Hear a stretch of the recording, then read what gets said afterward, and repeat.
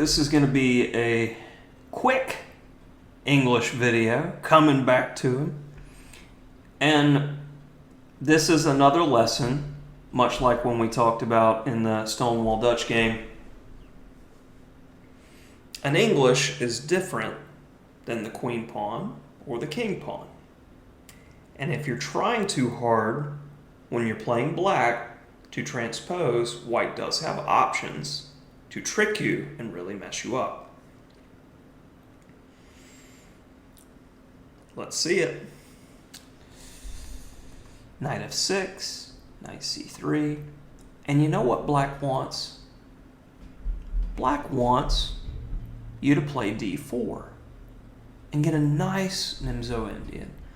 Black is a Nimzo-Indian player, and that's just what he does.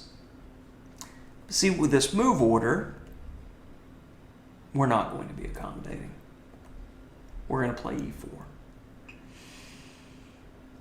And it's interesting because in a recent tournament game, Coach Matt actually ran into this and was not prepared with black, and that did not end well. So there's only two moves for black here. And by the way, this in the database scores obscenely well for white. So 45% plus, not counting draws. I mean, yeah. So main move is d5. c5 has been played, but let's take a look at how this goes.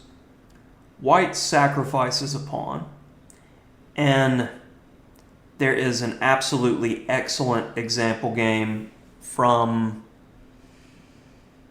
the last World Cup in 2019 between Ding Liren and Rajabov. Rajabov did win the tournament, but this was one of his losses in that final match. And white's just able to get such excellent piece play for the pawn. Gets a huge attack on the king's side. The game just played itself. And this was a model game. I had my notes immediately. And after I saw this game, I added this variation into my notes and started analyzing it to add into my repertoire. Because when a solid player like Rajabov goes down so easily, I take note. So I'm not a big fan of the c5 move for black. So d5 is the main line, and white has a couple of different options here. But generally, I'll just go through the main line for emphasis.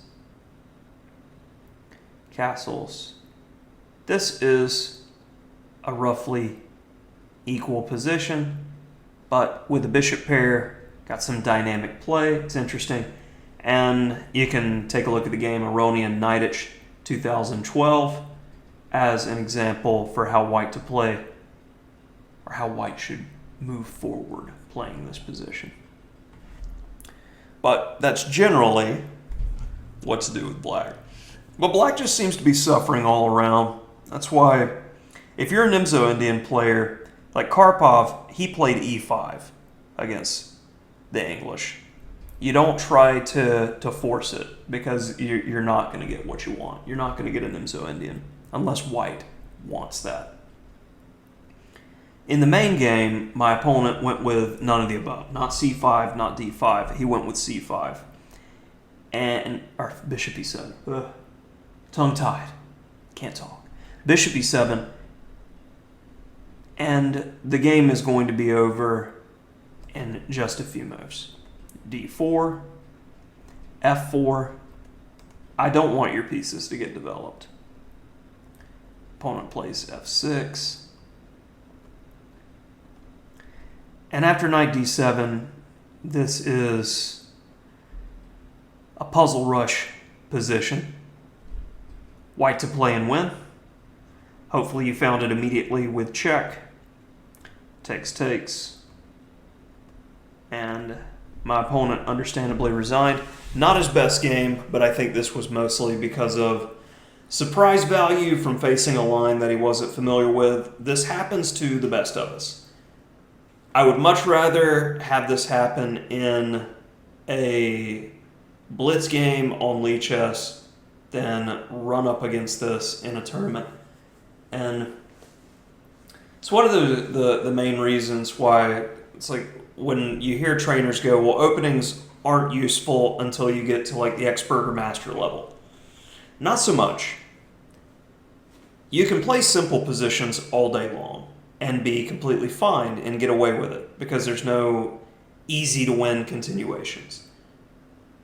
But if you run into something nasty like this and not know what you're doing, you're going to lose out of the opening.